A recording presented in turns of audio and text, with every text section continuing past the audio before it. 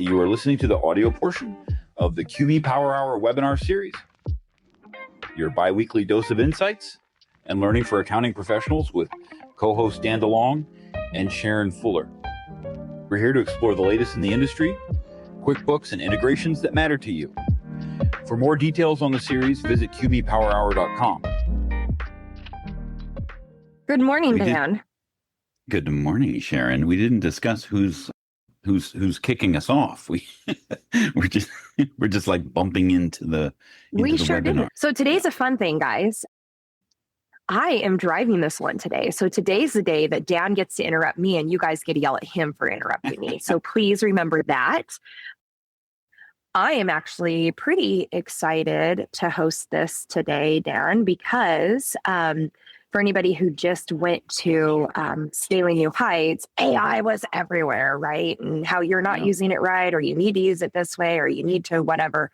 So that's what we're talking about today, but we're talking about it in a realist mode, not like go build 70 agents to run your company. We're going to talk about it on the accounting side. So, but before we get started, because I'm in charge of the slide. Oh, and also I just want to point out to everybody while we're staring at our spotlight sponsors, you do not see my amazing guitar behind me because I am in the airport getting ready to fly to Chattanooga and came in early to get myself some breakfast and to push over in a tiny little corner where no one can hear me. And now they followed me, so I cannot be responsible. But go check out these people. Avalara, Fishbowl, Qbox. There's the QR codes. There's some stuff if you go there.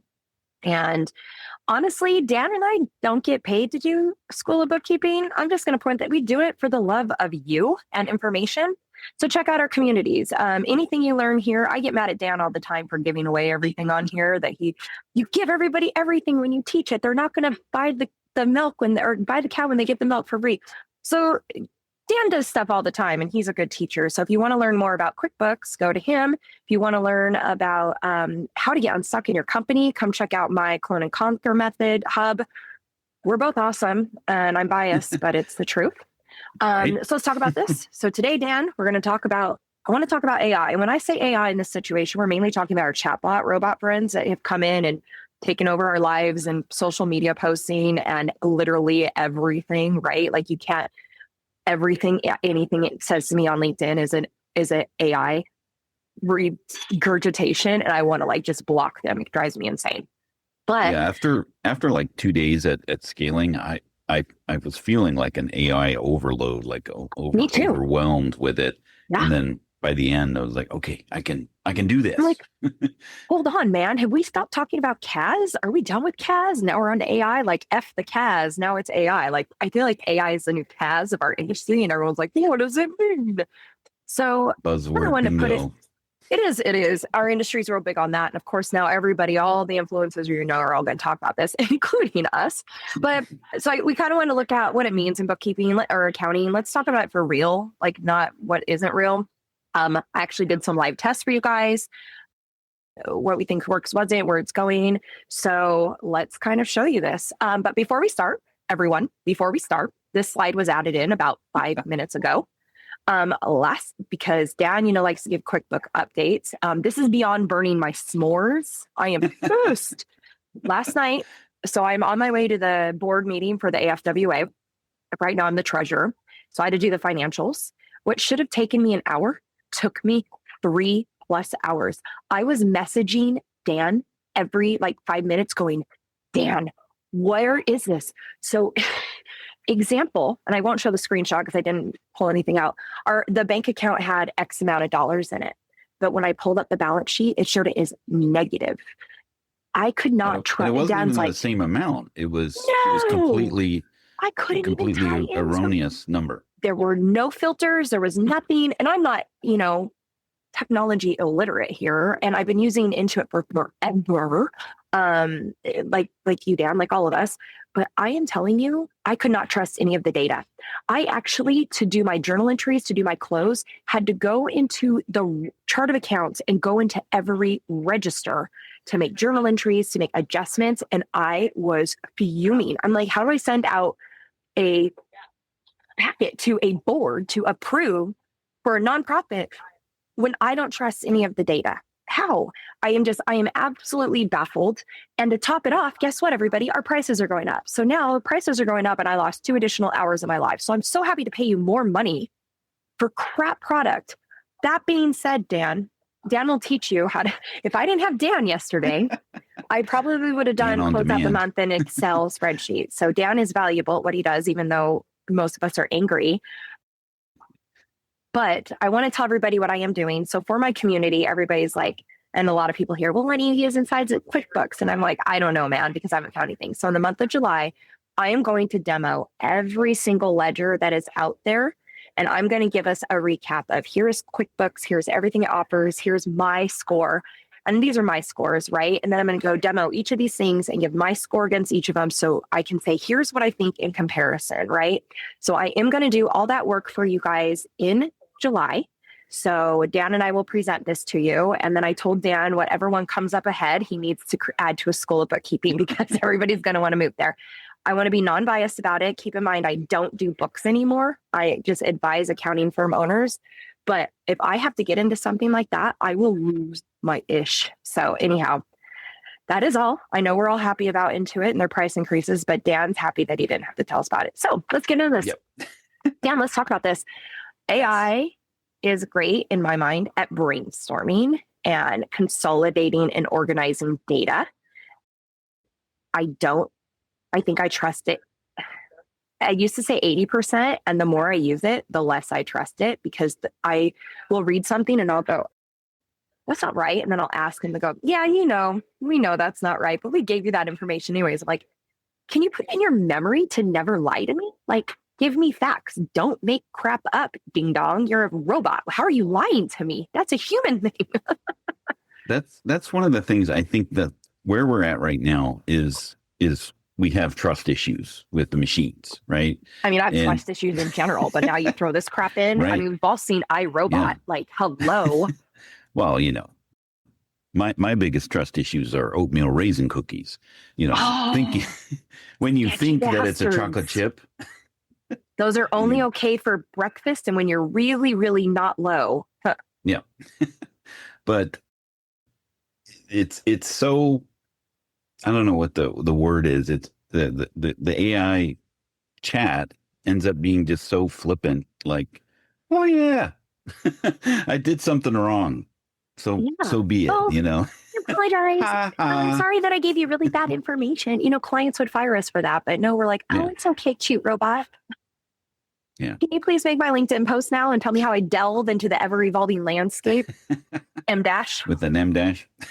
Right? I don't get it. But so it is good for a lot. I've been using it. My chat GPT honestly could write something right now that sounds just like me because I've totally trained her. But to a point, she has an 1,800 word limitation. So if you think I'm going, like if my book was written by ChatGPT, hell no, oh my God. I had to have it edited in paragraphs because otherwise it will rewrite. It was terrible. I'm like, there's got to be a book editing tool somewhere. But it's good at that. The brainstorming has been amazing. Me taking my jumbled ADHD ideas and going, help me come up with things. It is great for that.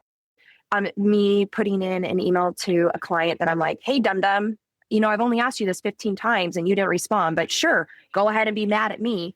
But yeah, let me do that for you right away. And I'm like, hey, can you rewrite this so I don't sound like a jackhole? And it does. And it does it amazing, right? It makes me sound like a professionally polished person, which again, it's lying. It's lying. But I asked it to.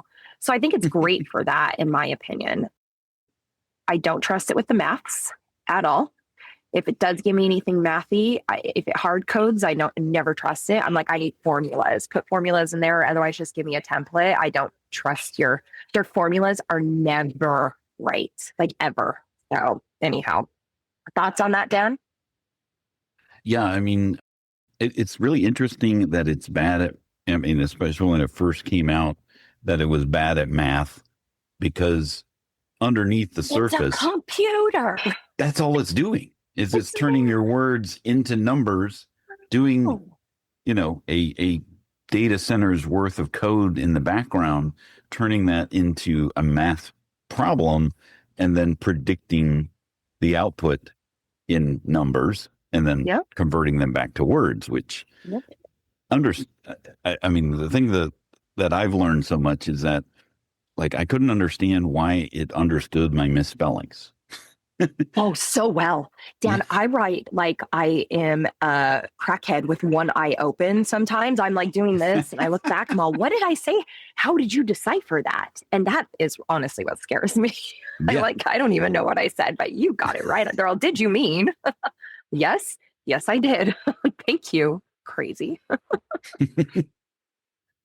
But yeah, I mean, I think that's where we're at right now, is that, determining which is the right AI tool to use for the job. Yep. 100%. And thankfully, Dan, that is what we're going to do today. So, and more of what we're talking about, this is what we're not sure about, right? I should have went to this slide last time, but real-time data, tax advice. Oh, geez, please don't use AI for tax advice. When I show you what we come up with here, you're going to see in a sec, but man, ask for specific code. I don't know. Like, it could find things better, but I just don't want people say, oh, I'm using AI for everything. I'm like, ooh, rough. I think it's making experts of non-experts, and it's making the people that are experts, it's invalidating their expertise, because everybody's an AI expert, right? Again, and like it says, if you don't give it context, it makes up its own context. And like we just talked about, it's confidently wrong. It's like, yes, 1 + 1 is 3. Duh. It's been 3 your whole life. And you're like, I'm pretty sure it's 2. Like, you know what? You're right. We just decided that maybe 3 would keep you on your toes. It's just blows my mind. So, and it's a goldfish, right? Because it's like it immediately almost forgets what you did. Like if you said, establish, hey, there's 3 R's in strawberry. You told me there were 2, but there's actually 3 next time. There's 2 and there's 2 R's in strawberry again. Yeah. And but then it'll tell you until you call it out. And there's like this whole, if you dig down the rabbit hole of it, it's intentional because it's wanting us to respond more. Because the more we feed it, the more it takes over our lives. And then we just become the matrix, and it feeds off of our brains and our body fluids, right? Crazy. Well, I'll be dead by then. It's fine. And I didn't have kids, so I'm not that worried, to be honest. I'm like, here's my thumbprint. I just walk through TSA touch list. Like, I have touch lists on TSA and pre-checked and clear. I have all the things. I walk up now and I don't have to show them anything. It just goes, ding, go on through, Miss Fuller. I'm like, whoa, oh, well, convenience is amazing. I can't wait until my Nevada driver's license can be in my watch, and then I never have to take anything but my watch anywhere. Honestly, I'll be one of the first people to sign up for a microchip in my thumb. I'm like, just do it. Just sign me up so I never have to go into the Chevron again and pull out a card. I could just tap my thumb. So, yes, Kim, we're getting to the helpful part, but thank you for your really constructive criticism there. Anyhow, so what the test is, so this is the prompt. We went to all 4. We're going to test Claude. We tested Claude, ChatGPT, Perplexity, and Gemini. And what this is for accounting, right? So this is the prompt and the scenario that we use. Basically, what the profit is, we want to see. So for all of you saying, what should I use it for? We wanted to kind of get a good idea of this. So 1 prompt, no tools. I didn't edit. And the next 4 screens, I'm actually going to show you the quick video of what I prompted, what it came up with. And then we're going to get to what it gave to me. And if anybody wants any of the data from any of this, just let us know and we can get it to you. I did pull everything that you're going to see in the video and in text. So Claude, right off the bat, so everybody knows, I want to be very open about what we have. I have Claude Max. I pay $100 a month for Claude Max. I personally use Claude for anything presentation. It's beautiful. But here's what happened when we ran the script. This isn't really meant for you to read at the moment. If you want to, like I said, we'll give it to you. This is more for you to kind of see the data it came back with when we asked them. Really, I was actually very impressed with the response and didn't want to continue. I felt good about that. It asked me a bunch of, I love that it called out dependency trap, which is my trademark method. It called out the entity type. How much massaging did you have to do, with those outputs? For what? Nothing. Exact same. Made sure it was non-biased, same prompt to absolutely every each one. No, I didn't. I mean, when you were what do you talking mean? with Claude, as Uh-huh. far as when you have to like refine the outputs, or did you have to do a lot of that with Um, Claude? the only thing I ever really do with anything I'm using is don't say ever evolving landscape, delve, and M dashes, like in no fragmented sentences.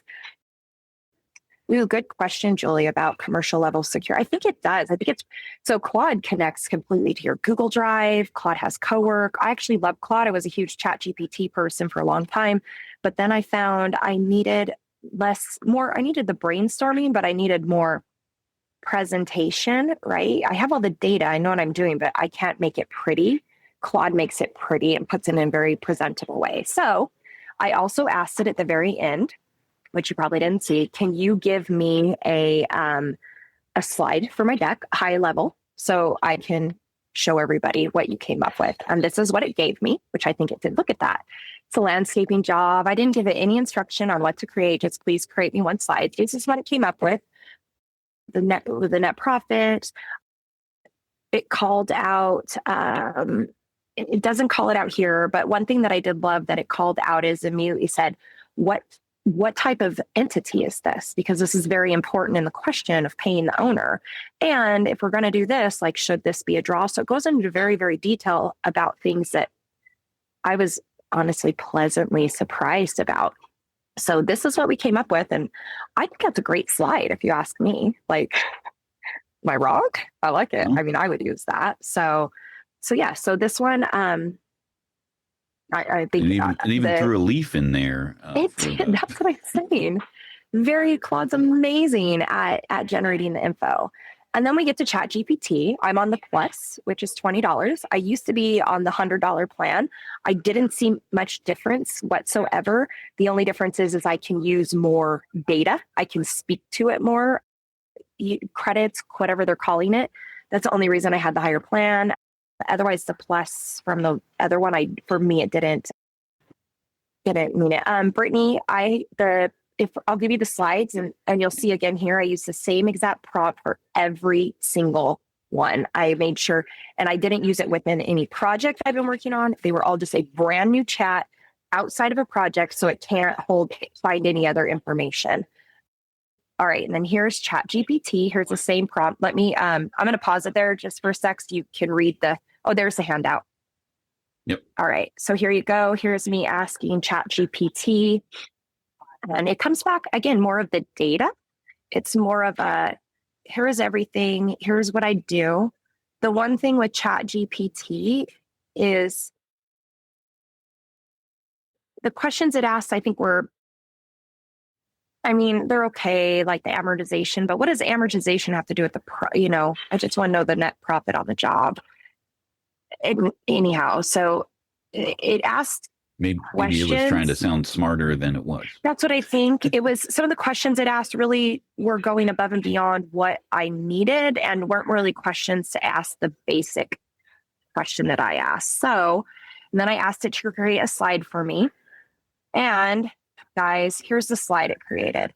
So ChatGPT not the best for putting together something pretty, right? The data, if you notice on last one, it was 97. Let's look. 9765. This one calculated a little bit different at 10,015 because it added something differently. I do at the very end show you all of them. But this is what it came back to me. Again, you can just kind of see the difference. We went into Perplexity. I'm not selling. What is going on today? I'm not selling anything. There's no sell. We don't sell anything. This is comparison. Perplexity Pro, I use the $34 model, just so everybody knows. And here again is the same prompts. Dan, were we not super clear on what we were talking about today? How we use AI in accounting and what the outputs are, and then we're going to get the final. Just making sure. That's I think they're used to your normal QuickBooks stuff. Yeah, it's harder when it is not a QuickBooks topic, right? Yes. But this is yes. more overarching of how do Yes. how do we use AI? Sorry, guys, we're getting comments straight to us asking if we're going to talk about anything relevant. So I just calling it out, just making sure that calling it out. Okay, so this is Perplexity is kind of cool. I ain't gonna lie. This is probably the second or third time I've used it, but look at the slide needed to be moved a little bit, but it didn't do bad. Like, honestly, I was like, okay. And the profit came in correctly at the 97.65. Like you could see it needs some tweaking, but I think it did a pretty good job. It asked a lot of information. I didn't engage about anything because, again, I was trying to not be biased. I wanted to get a real clear. All right, and then finally we have Gemini. I don't pay anything extra. I do have Google Workforce or Workspace on a high level, so whatever they give me. I don't normally use Gemini. The one thing, Dan, I don't know if you feel this way, is the last one, Lynn, the last one was Perplexity and this one's Gemini. And we'll do a comparison at the end and then we can have more of a discussion and we'll happily answer any of the Q&As. So if our AI only works with the data we put into it to spread ourselves across multiple different AI platforms seems like, what's the word I'm looking for? Unhelpful. It's not the word I'm looking for, but anyhow, it seems contradictory to saving time and being helpful. So I have switched almost all my stuff to Claude right now. I can connect my Google Drives. That's how I work. Again, I just don't trust it for the mass. So here is Gemini.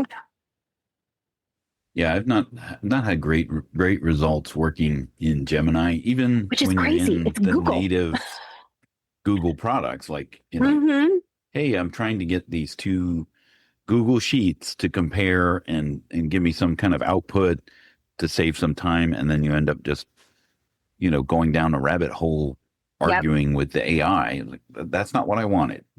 No. And if you look at this one, like the few of them, and I'm not going into the details of what they called out because I do have I have the comparison of all of them. We could talk a little bit more. So I asked it for one slide and it gave me 3. That was adorable. So it doesn't listen. I know. I'm all, thanks for nothing. So Gemini did give me a really pretty slide deck. It didn't listen, but it did well. And the reason I'm telling you guys this, some of us are great at we're accountants, right? We're great at maybe we know our data. We have our data. We're not good at presenting our data to our clients. So that's where tools like this come into play, where like, look, I want my own data. I want to trust the data, but I don't want to take forever creating the deck.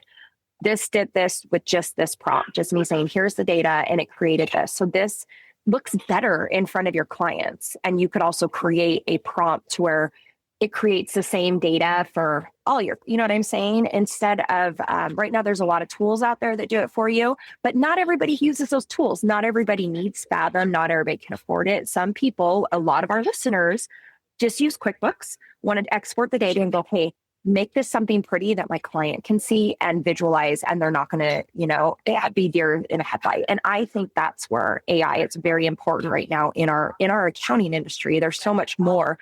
But if you're not a big AI beginner user and you don't trust the data, trust it for the brainstorming-ish and the prettiness, right? So that's kind of what I love. I honestly think I like this one the best, even though I only asked for one. I love this. I thought this was great. So what it came down to, now let's go over it. So this is the summary. I think there's 2. Yeah, there we go. No, go back. This is what it came down to. So chat, I love that Claude immediately called out. So we're looking at this for 3 things, everybody. We're looking at this for 1, can we trust AI to do our math for us, right? And how much can we trust it? 2, can we trust it to pull up information that we need to, any information that we need to talk about, right? Or we need to give to our client. What can we trust it on?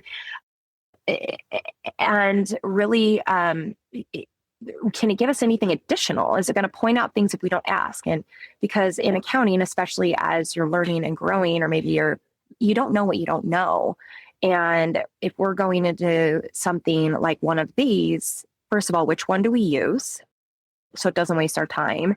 And what do we use it for? So we definitely ChatGPT. The question Honestly, from the group, yep. where do the dollar amounts from the owners come from? Like where did it was all in the prompt. Is that what we're asking for? Oh, the owner's 22 hours. Let's see, each thing came up with that rate on its own. I didn't ask it to. It just said, we are assuming that the owner's this. So you can see how far across it went. I think it didn't ask me, if you go back and look at the prompts, a lot of them didn't ask me too many follow-up questions. They didn't say, hey, what is the owner's rate? They just said the owner's seemed low. It made an assumption instead of asking me, which was really concerning with the amount of data that it gave us. It was concerning to me that it just made assumptions, right? So you know what I'm saying there? Like, it's like, hey, here's all these answers, and based on our assumptions, it's funny that before I answer, 3 of them give different amounts, right? I know, right? That's what I'm saying. So in accounting, that's why I feel like accounting right now is safe from AI. Like, I think we're probably not that far from it doing more, but I think right now it's more of like a pretty good assistant, right? Like, yeah. And I mean, it's a tool. Yes. And as Joe was saying at scaling, it's going to automate tasks, and cumulatively those tasks will turn into a role that can be done, but it's a bottom up thing and not from, a people down thing. Right. So that's, and at its core, it is just trying to accurately predict the outcome based off of the inputs that it has. So clearly, there's a disparity amongst the models as far as how much the owner should pay himself. Agreed, right? And the thing is there was no precedent set. It's all, where's it grabbing its data from? Of course, you can dig in that a little bit more. Like if you ever do the drop down, it tells you the sources, which is really nice. It's kind of fun when you drop it down and you see its reasoning. User wants me to know this. User seems very frustrated, so we're going to try to make her, like if you read as it's thinking, it actually cracks me up. Sometimes I'll just sit and watch to see what it says. But ChatGPT for me, I've honestly switched to only using it to polish my emails now. I kind of don't use her for data. She's a her. I don't use her for data anymore. And this kind of showed me that she's not consistent. It seems like ChatGPT is now the MySpace of of AI, where it's kind of like it was immediately the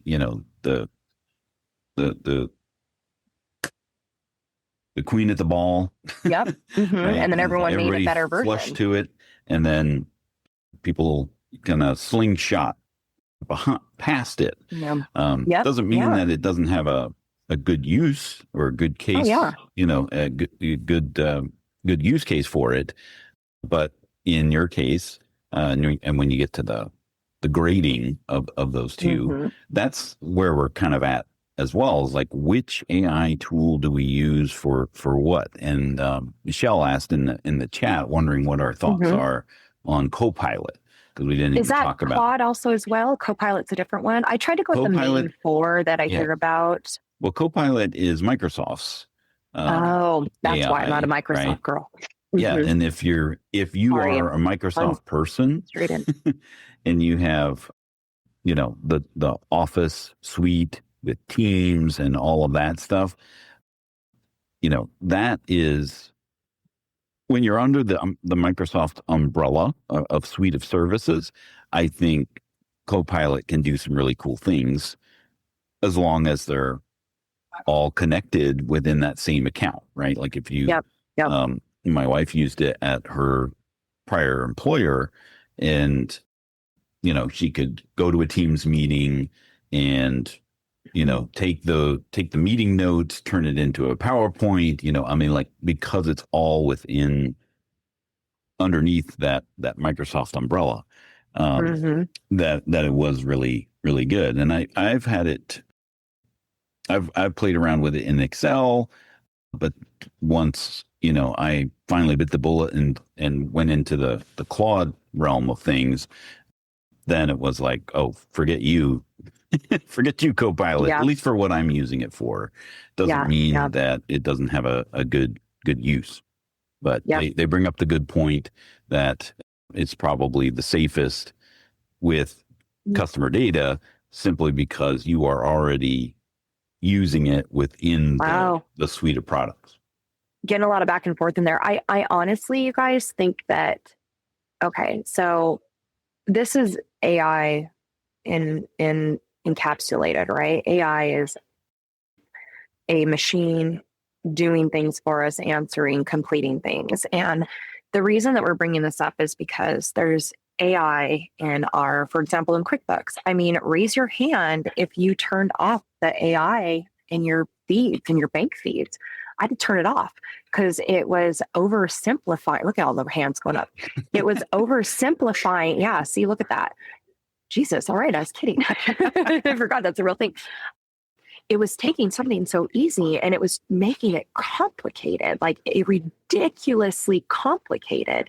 And I'm like, it's Hertz Rent-A-Car. Why are you trying to find Hertz, the architectural contractor in Delaware? Like, what are you doing? And so I turned it off because it was actually taking me more time for it to figure things out than me to just go through my feed, click them and accept, right? Because you can code multiple at the same time. So that was a huge thing.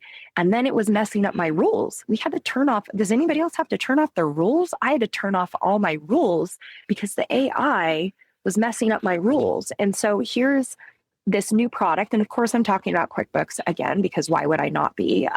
We all know that's what I'm here for. So I have this new, and Dan, I'm saying this because you got to tell us if we're wrong. You're the expert on this thing. And even if you're the expert of knowing that, nope, this is what happens. But it's just frustrating me that they're like, hey, here's these new things that are going to make your life easier. They made myself 10 times harder, cost me more time, take away the simplicities that I put in place for years that worked. And now I have to undo everything and go back to doing it manual, but here's more money. So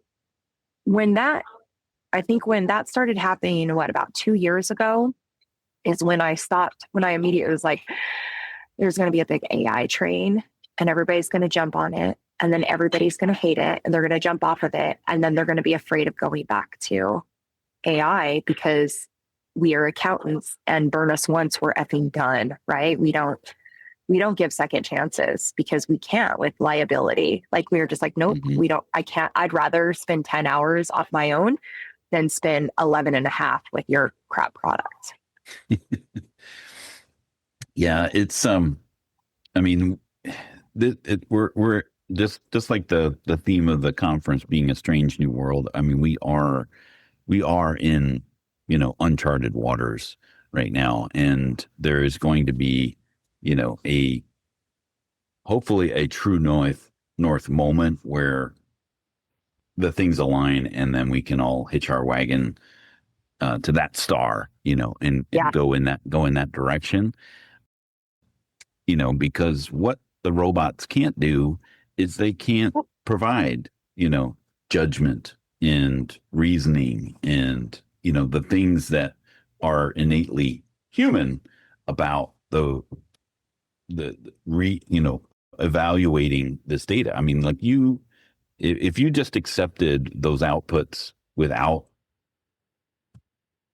doing, without scrutiny, you gave them these grades, but you had to scrutinize the outputs in order to give them those grades. So that is where we are at. We are the AI overlords. I mean, we're the overlords over AI, right? We are. At least we should. Just think about way back when internet started, and I'm not old, but when we first had internet, we had Ask Jeeves, right? And in the beginning, Jeeves, we loved Jeeves. Jeeves was amazing. He could answer almost everything. But the more we asked him and the more we put stuff in the internet, the more answers he had. So AI will get better and better and better with the more answers, but I also think it's going to keep testing us because it needs more data. And I also think it wants to keep us on its toes. Maybe make us look stupid a little bit. Do you think it has ulterior motives? Here's another thing I wonder, guys. This is conspiracy theory, but here's a question to ask. Carolyn asked why, where'd it go? Why Intuit shoving their terrible AI version down our throats on QuickBooks? This is conspiracy. This is foil hat. It's no hidden thing that Intuit's trying to get rid of the accountants, right? It's not their business model. And I'm not saying one way or the other, but they either want to absorb us or build software where we're not needed, right? That's what is obvious they're trying to do. Part of me wonders if some of the AI that we use isn't intentionally messing with us. So we give that information. Am I out of line to even think that? I don't know. I guess after I don't know. Seeing questions like that. If what is training Intuit intelligence is all of the data that's on QuickBooks right now, there's a lot of bad data on QuickBooks, right? I mean, yeah, accurate. So it may be, doing its best effort, to aggregate all of that and train itself in the responses that it's giving you. But I do want to talk a little bit about, AI taking over for accountants, right? You look at the industries that have been disrupted by technology, right? The recording industry with iTunes, right? The hospitality industry with Airbnb, the transportation industry with Uber, right? Those industries have been, had to deal with, technology taking over, but or entering into their space. But take Uber, for example, right? If you wanted to get a ride somewhere prior, pre-Uber, what you had to do, you had to find a taxi, right? Hail a cab or call a cab. And what was the value of that taxi was the driver knew where you were going. I was like, hey, I need to go to Grand Central Station. Got it. I know exactly the way to get there. And that is the value of the taxi driver, right? Yep. Now, Uber, was able to take that knowledge, turn it into an app and basically make it so that anyone with a car could now become a taxi driver, right? Yep.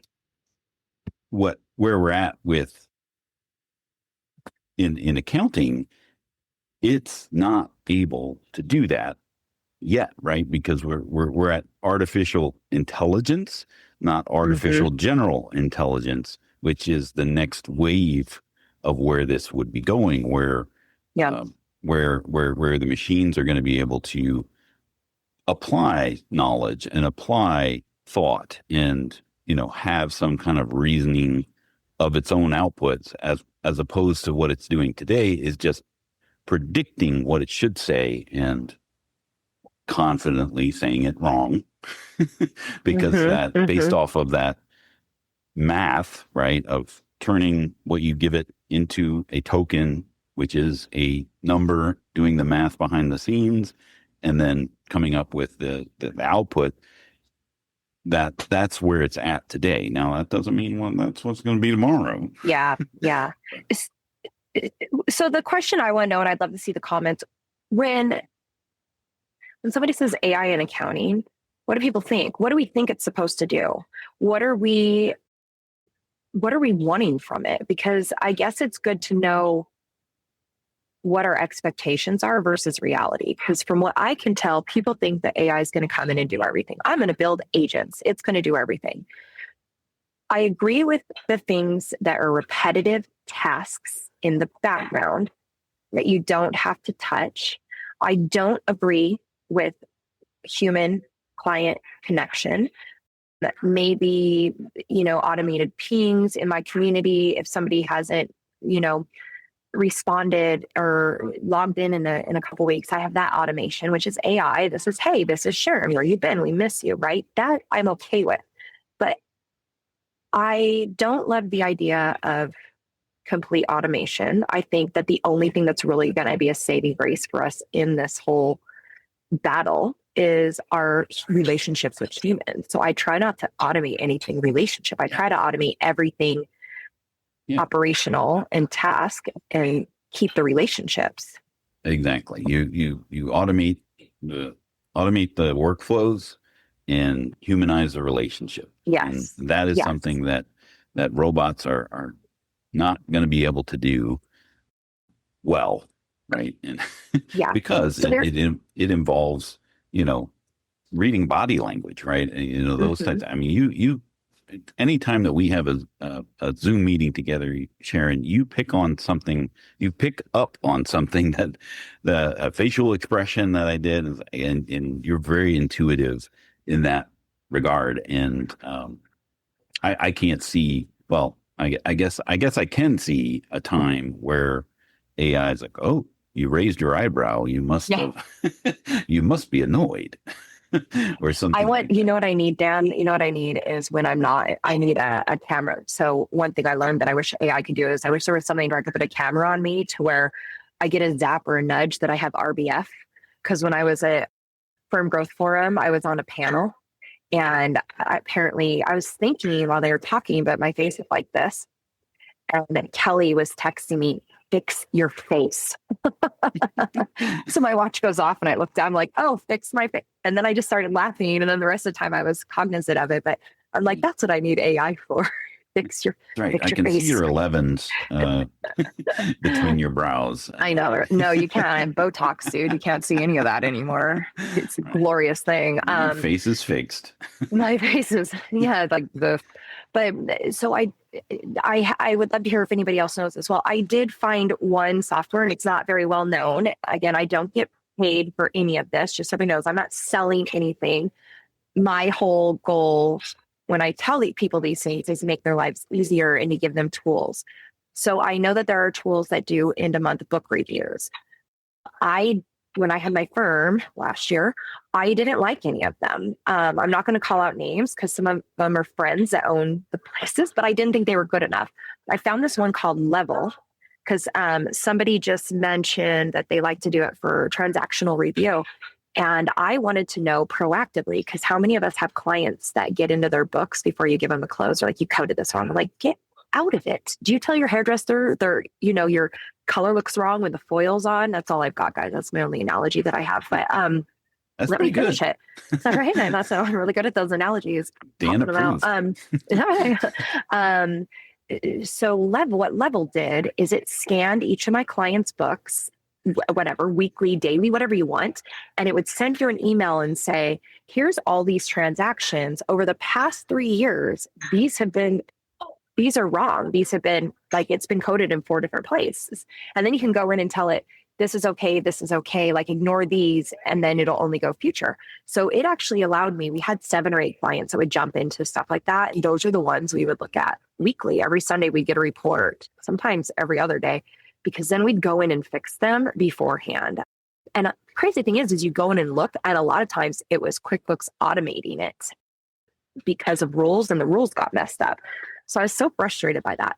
But Level, I think they've been to a couple of conferences. Again, very small and very inexpensive. It's like $2 a client a month or something. It wasn't bad, but I loved it. And it went through journal entries. It went through everything.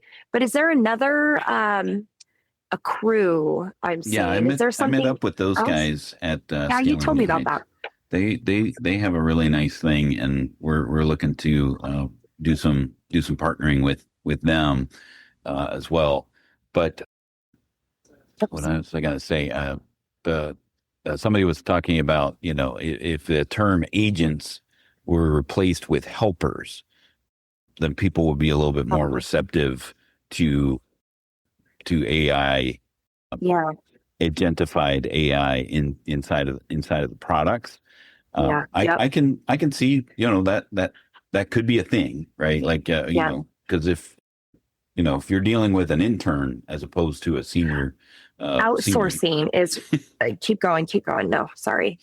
But yeah, I mean, if you're dealing with an intern as opposed to a senior staff member, right, you would talk to them differently, right, and Yep. view their outputs a little bit differently. Maybe apply a little bit more grace. And I think that's part of the challenge. Is I think they have put those agents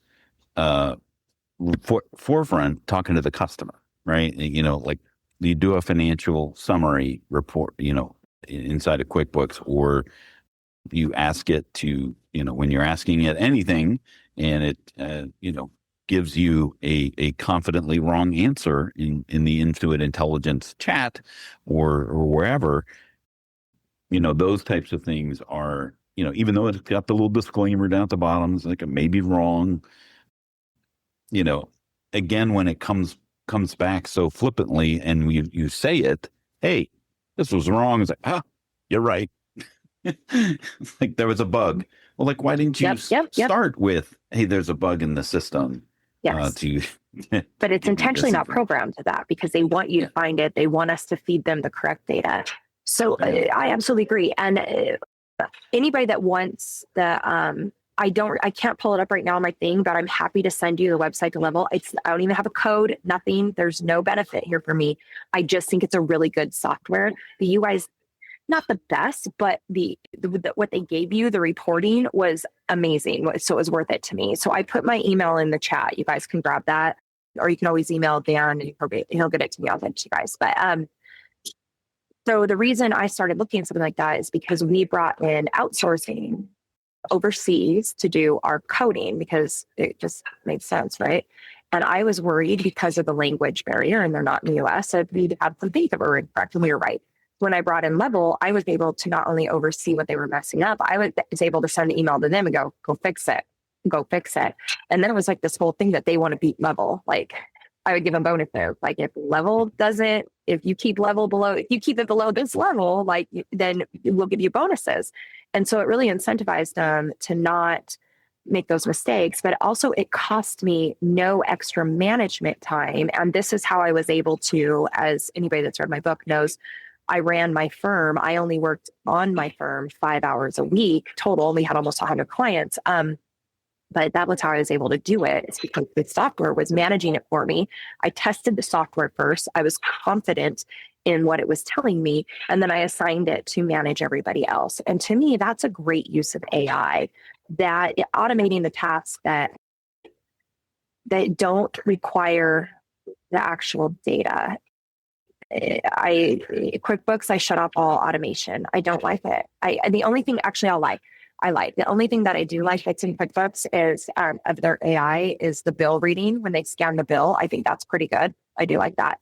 But as for the coding, I don't trust it, and I don't like it. And the coding of your books is where everything starts, and you just can't afford for it to be incorrect.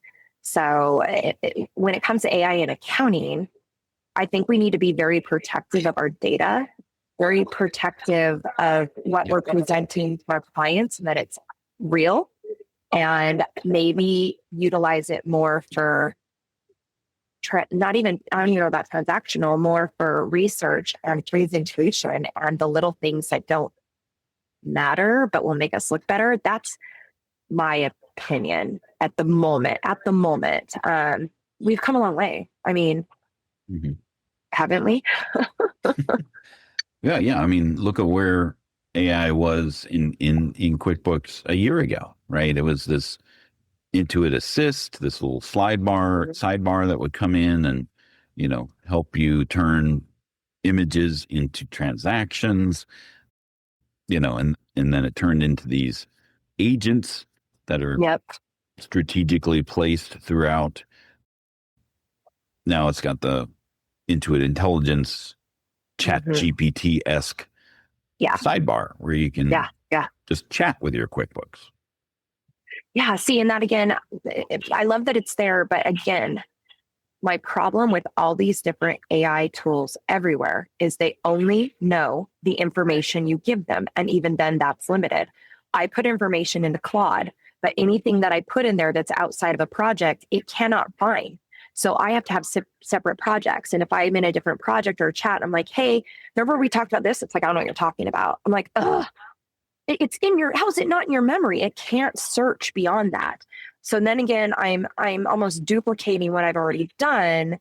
And then I have to manipulate it even more. So I get worried about going to something new because I've already put all my data in one spot and I already am trusting it that it has the information.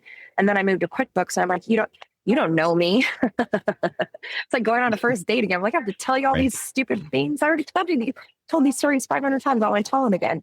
And that's how I feel like with AI. It's really just like dating. ChatGPT knows me. We've been in a relationship for a while. Sorry, guys. I'm almost done with this. I tried to duck into a corner. I know this is a library. Everybody's moving away from me, guys. I feel really bad. But it's really important stuff.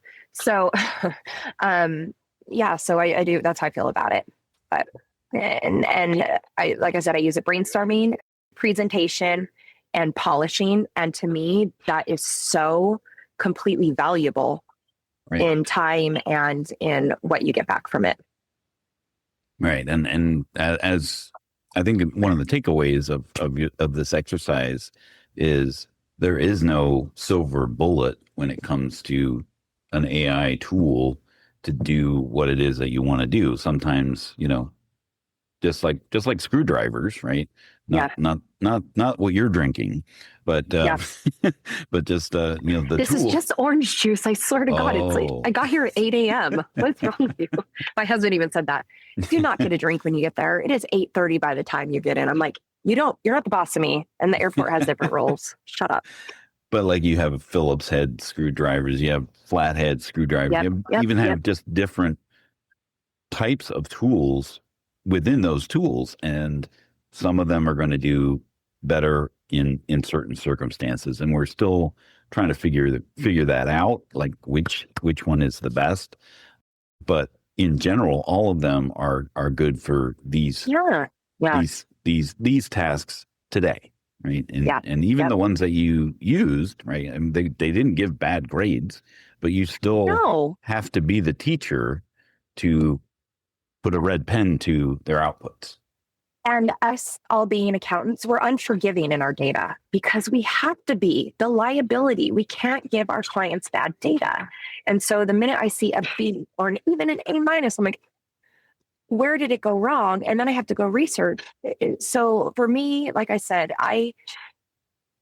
and now it's even disappointing, Dan, because like I said, I'm pulling those QuickBooks reports and my reports aren't right. So what data am I going to have to go back to Excel spreadsheet? And then what? It's just very frustrating. Now when I exported my reports last night and I dumped them into like three different platforms. And I'm like, please calculate to make sure nothing's off. All three of them said they were fine. So I guess switching to the classic view, switch that from the modern view. But at that point, then I was happy to take the data that I knew was accurate, put it into Claude and say, make this prettier. And then, like I said, to me, that makes me look more polished. It makes me look more professional to my client. I can explain it better to them than just a terrible, basic AI report.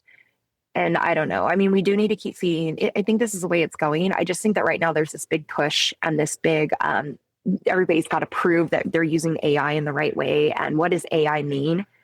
AI it's just artificial intelligence. It's just doing something for us and taking it off your plate. So use it carefully.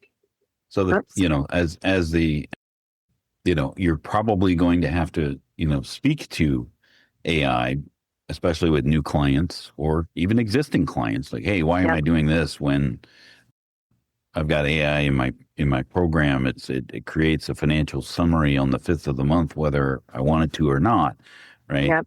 But it doesn't provide that judgment, the trust in the numbers, right? Because it could tell you that your cost of goods sold went down 10% over last month. Yeah. But is that good? But you bad? gave them the data. Yeah. No, absolutely. So my suggestion is when it comes to any of this, try to pick a platform that works the best for you and try to stick to it. create projects, invest in the platform, get to know it, get to use it, love it. You're going to be disappointed because something better is going to come along. But you can always export. You're like, I exported all of my data from ChatGPT and imported it to Claude. Didn't do what I wanted it to do, but it didn't take so long for me to rebuild the database. But I trust Claude now far more than I trust anything. But I also, like I said, I just verify that my mathematical data is correct beforehand. And you have to be very specific with your prompts. And that's honestly my suggestion to absolutely everybody. We're going to have to wrap this up a couple minutes early because my flight boards in 3 minutes, but I'm in zone 3, so I'll get out there enough. But I hope this was somewhat helpful, just because after coming from Scaling New Heights, we actually planned a thon before scaling and everything, and just hearing everybody freak out about AI. Honestly, use it to make your life easier. If it doesn't make your life easier, don't use it. And honestly, you're probably already using it and you don't even realize it. Like, AI is anything automated that you're not manually doing. Any workflows, anything that's auto-generating, it's artificial intelligence. You've been using it for a long time, and it's just the new agents and such. These are all just buzzwords to kind of get you to look into it. But I don't know. That's just my opinion. So for what that's worth, the dollar that it's worth. That and 2 cents. if even.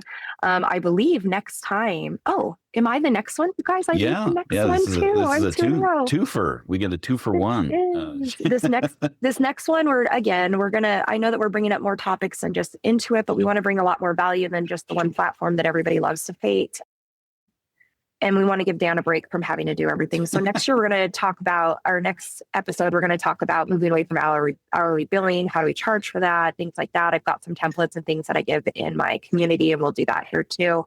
So please be prepared with your questions. Feel free to throw me anything beforehand, me or Dan, anything that you'd like to see in the next episode. You can see, if you go to our website, you can see what's up and coming. If there's something specific that, hey, while you're teaching this or speaking to us, I'd love if you'd get into this. We love that feedback. So we're not going blind. We're doing this for you. So whatever we can do to give you guys more information. And there's our upcoming sessions. But thank you all for listening. And Dan, I'm glad that you didn't have to make a slideshow this time. Yeah, thanks.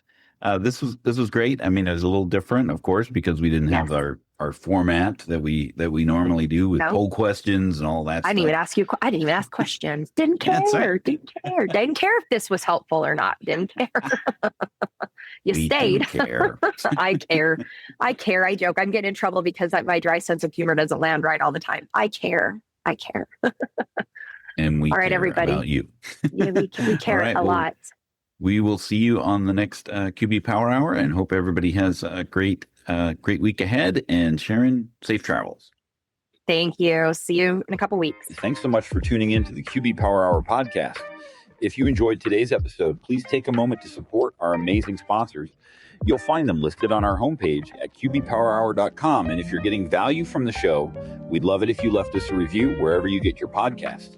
Your feedback helps us grow and reach more accounting pros just like you. Until next time, keep powering up your practice with QB Power Hour.